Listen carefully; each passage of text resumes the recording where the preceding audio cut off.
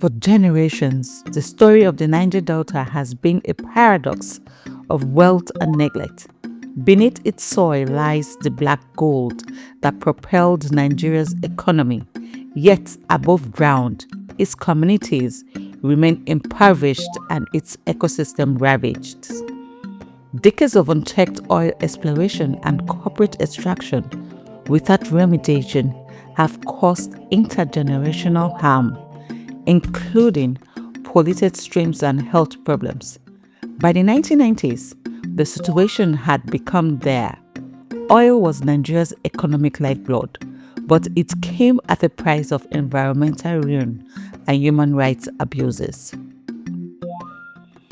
Community resistance began to emerge, most famously in Ogoniland, where activists like Ken Saro-Wiwa brought global attention to Shell's devastating operations. Women have long been part of this resistance, even if their stories were less publicized. Today, Niger Delta's women remain frontline respondents to the ongoing environmental crisis, emerging as leaders and custodians of the community's resilience. We are having about 20-something oil wells in my community before the oil was stopped by our father, our leader, Ken Saro-Wiwa. Before that time, when they came and started the extraction of oil in my community, they came with so many promises.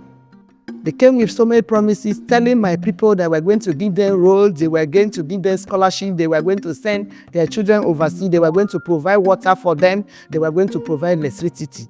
And the people accepted it, thinking that they were dealing with good people. But none of those things were given.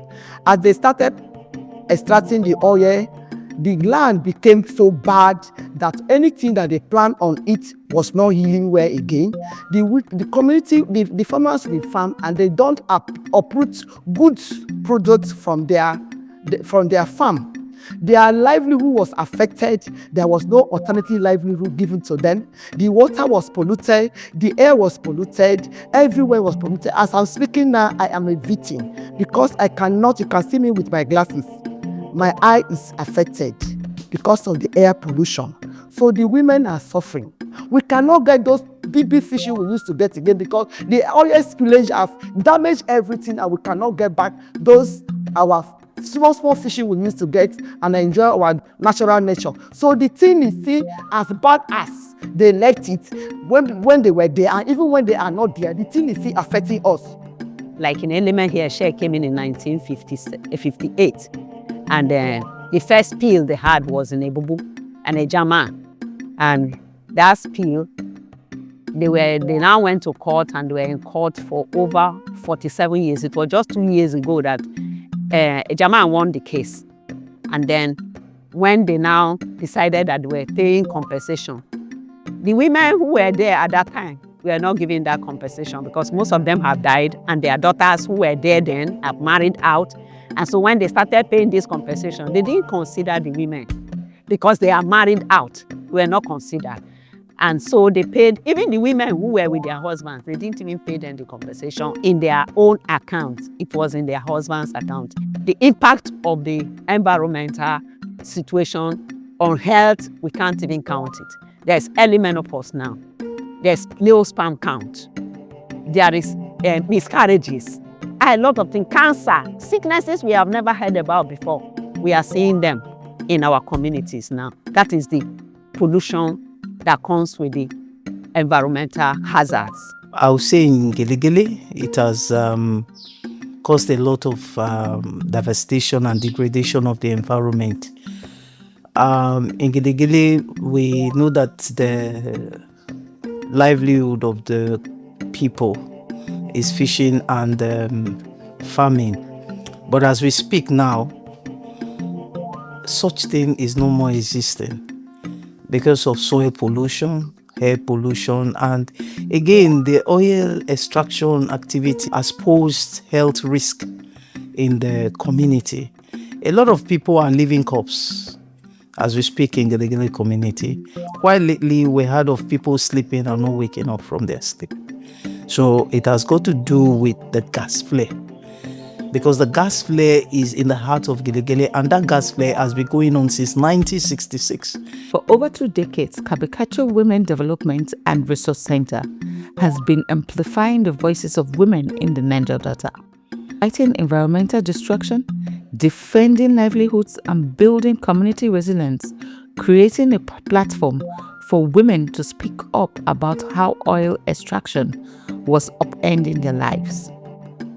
We've been there under bondage. So just like wetin I talk, when Kebetkache come, we run from them. We no know say na them na wan show us the road to live our life. So when they later come the second time, we come engage with them for a meeting. So they come teach us many things, how we go carry the live, how we go take dey manage our life. From there now, they start to dey carry some of us, they go outside for training. We don't go many states. The Niger Delta state, no state where we no go. We don't even go, some of us don't even go outside country. We don't come up for Nigeria, go outside country, go learn with other people. And the way we come, they see as our climate change, they come, the weather they change. Sometimes you go see say sun dey hot. Sometimes before you go know, you go dey like say na dew don cover everywhere. Sometimes na heavy rain. Things wey we no suppose see, like this time now, supposed to be like around that kind of October. We supposed to dey farm. That time don enter our dry season. But October sef still dey rainy season till now we never start farming.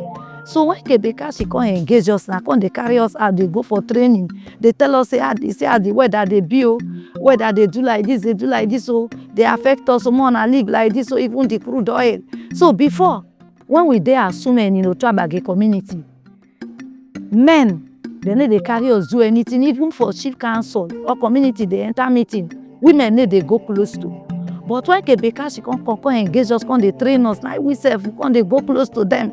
They beg them say, more na carry us along too, more na dey call us, more na dey do things. So from there, when Kebetkache come, na the men and the chiefs for the community come start to dey engage women. As I dey talk now, some women don't even get posts for the CDC. Even for chairman council or chief, they get women where they sit down with them. The life in this the development I got from this Kebetkache Women Resource Center even built me more. I was a teacher by then. I've not been with that like now, but I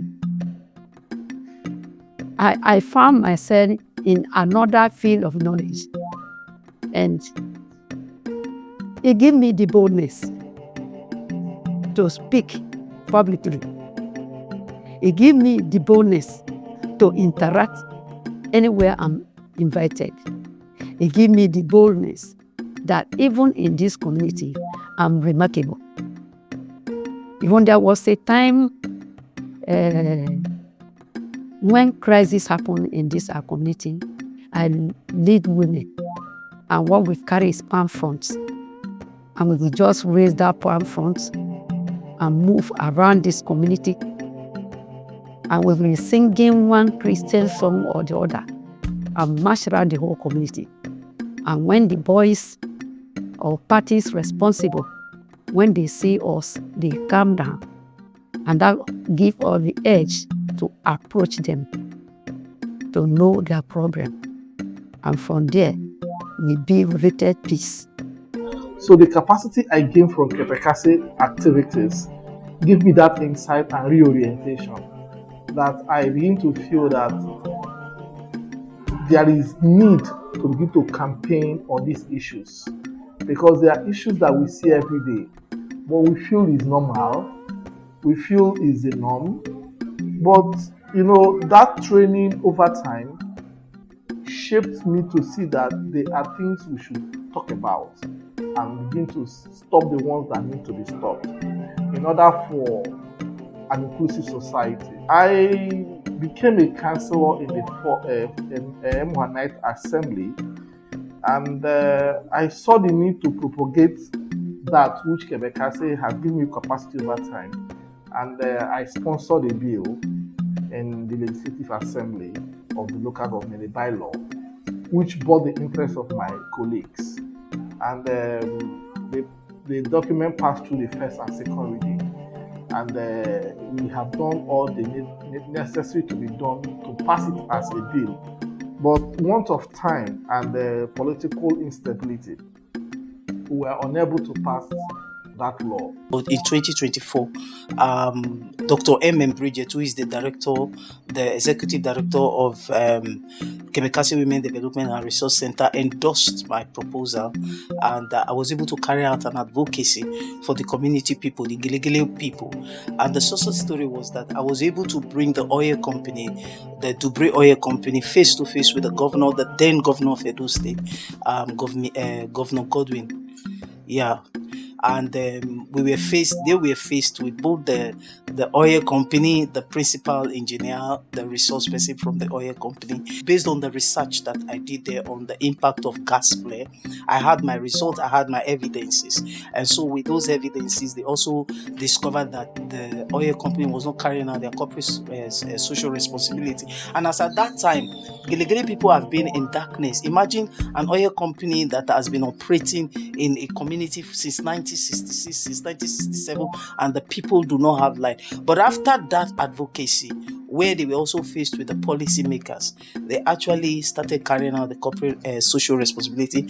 The Giligili people, they now have light as we speak. They are enjoying light, and again, they were having issues with potable drinking water. They were able to make channels for them to have water. With the Ford's Foundation sustained support, the movement has been strengthened, yet many frontline stories remain undocumented. Ford's Foundation sustained support has helped strengthen Kebetkache and the broader women's movement in the Niger Delta through capacity building and research to convening and grassroots organizing. It started in 2018, and in that 2018, we were particularly looking at creating awareness on beneficial ownership, and we did that in partnership with NETI, the Nigerian Extractive Industry Transparency Initiative. So NETI came to Port Harcourt and actually conducted the training on beneficial ownership. Moving from there, we developed a policy brief on beneficial ownership. And within that period, we also carried out research on 13% derivation fund in the Niger Delta. That research was to find out how much communities have benefited from 13% derivation over the years. Many community women didn't even know that there is something like 13% derivation fund. Many people also expressed their opinion on how the fund should be utilized, saying that that fund should be particularly directed at the communities that are impacted by oil extraction activities in the Niger Delta. Many people didn't know what government was doing with the fund. So that research particularly created awareness on that 13% derivation fund and created opportunity for community members to express their opinions, their views on how the fund should be utilized. The basic thing was that communities did not feel the impact of 13% derivation. An unprecedented wave of women protests swept the Delta. Setting aside ethnic differences, hundreds of women from diverse communities united to confront the oil giants. They besieged fuel stations and export terminals, demanding better living conditions, clean water, healthcare, and compensation for the decades of oil pollution. This support are building a new tradition of female leadership in the Delta. Women no longer wait for permission to participate. They are setting their rightful place at the table and in the streets, campaigning for their community survival. With knowledge, unity, and support on the side, the Niger Delta women have boldly turned activism into an act of storytelling and resilience. Our land, our heritage. We demand justice. We demand restoration. We demand recognition. Our stories will be told, and our voices will be heard. The campaigns range from on-the-ground protests to high-level advocacy. Whatever it takes to hold oil companies and the government accountable. On the ground, women's advocacy has been just as fervent.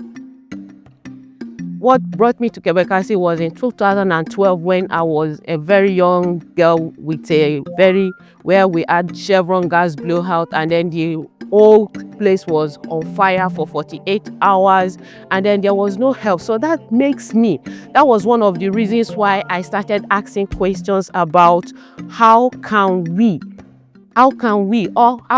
I get help? How can I get justice until I come in contact with Kebetkache? And when I came in contact with Kebetkache, they were able to amplify my voice.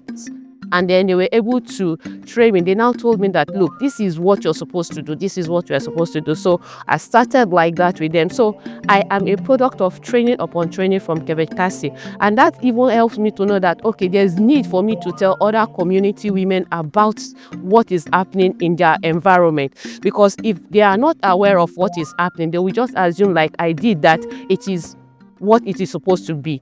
We'll take it as a normal thing. But with Kebetkache, and then working with community women, I now see the need that we still need to do more, yes. Still need to break new grounds, yes. And then we are still working on it.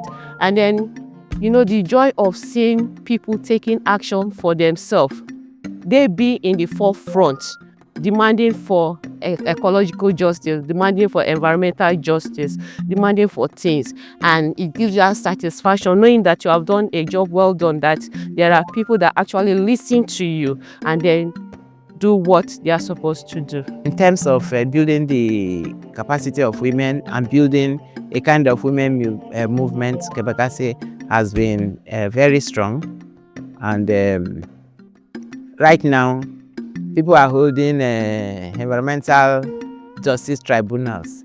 That is something that Kebetkache introduced to the civil society world in the case of getting attention for the injuries, the injustices that the women have experienced and are still experiencing, especially with flooding and the conflicts in the communities.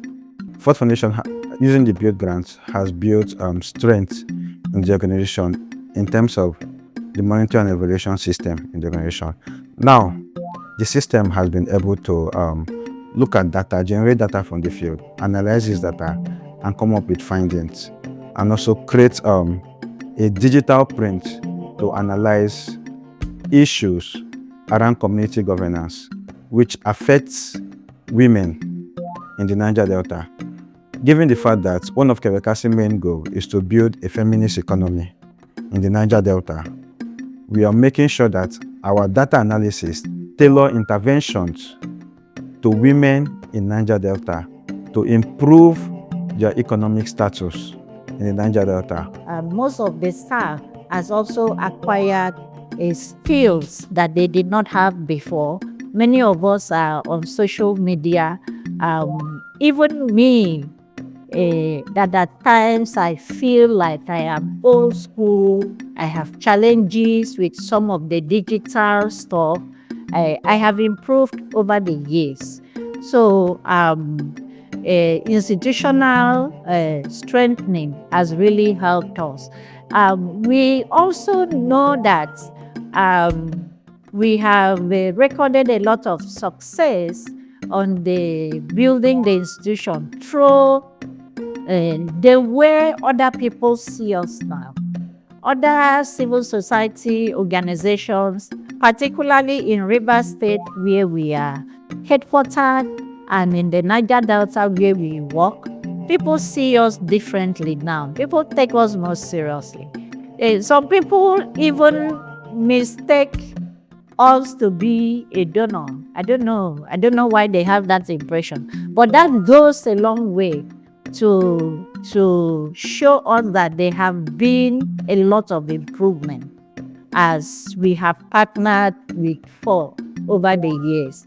And I think even before we started the build grant with Ford, we were challenged when we started the partnership with Ford, because we were made to know, or we realized that even as at that time, we were just struggling to start strong.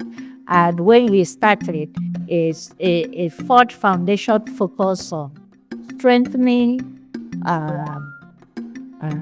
how did they put it? I think the financial health of the organization. So there was that focus, and that has helped us to adopt a fundraising strategy. So through all the capacity building from Ford, we have also attracted other funders. So there is an all-round improvement when it comes to building the institution. As the federal government signals renewed interest in offshore extraction, the global conversation push for a just transition now is a critical movement to capture lived experiences. The victories, the scars, the organizing, and the vision for a different future, especially from the women's constituency. The Niger Delta women are not just victims of environmental crimes. They are agents of change, forging a path towards justice. They remind Nigeria and the world that justice, not resumption, must guide the future of the Delta, with no oil company allowed to resume or exit operations without fulfilling its moral and legal obligation. These calls to action are not just mere wish lists. They are non-negotiable basics for a just transition in the Niger Delta. There is need for that recognition of women's rights, and also promotion and defense for women's rights. And women should actually be the ones holding government accountable for pollution, because the farmland is polluted. There is need for remediation. So women should lead the campaign for remediation. Women should lead the campaign for compensation to be paid for what they have suffered over the past decades. Women should lead the campaign for the restoration of the ecosystem. They are the ones planting the mangrove. They are the ones that pick the isam to come and sell, and then all of us will buy the isam, they will come and cook and we enjoy. They are the ones that manage to plant the corn and then harvest the corn and sit on roadside to sell the corn.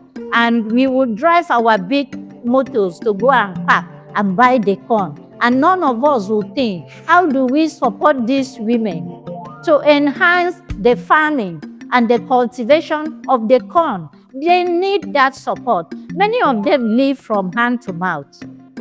So that's why they need to lead the campaign. Government must remediate the environment. Government and the corporations must pay for all the damage that the oil extraction business have caused. That's why Ford is even supporting us to promote women's participation in natural resource governance. They have to be there as part of the discussion. They have to be there to discuss and negotiate how they can gain from the oil revenue. That's why they have to lead the campaign. Thank you to Ford Foundation that they are celebrating 65 years. They are not just celebrating 65 years, but they are celebrating a lot of achievement for this whole 65 years by impacting, grassroots communities, grassroots organizations, like my organization that is a grassroots organization. So Ford Foundation, thank you so much. We love you. We love what you are doing. And I also want to say thank you, Dr. Bridget Okon, the Executive Director of Kebetkache Women Development and Resource Center, for all that you have been doing. I want to use this medium to say thank you, Kebetkache, because one of the success story that you have impacted in Giligili community is the livelihood engagement you have done there. Initially, women in communities didn't really know their rights. We didn't really have a voice. But because of Kebetkache, today we know our rights and we have a voice, and then the community leaders are listening to women. And so I would say that they should continue to partner with each other. Young women coming up, please be verified brands, come up, speak up, do something meaningful that will bring glory to the benefit of the society and to the glory of God. So we want to say a very big thank you and congratulations and to Ford Foundation for celebrating their 65 years anniversary. Kebetkache is here. We are 100% ready to give you the full support over the years coming. And we promise we won't let you down. Around the world, the climate crisis is spurring talks of moving away from fossil fuels.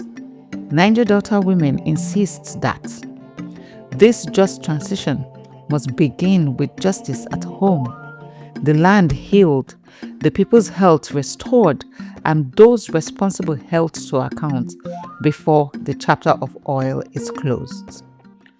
Alua Kebetkache, Ariwa Yedinalua.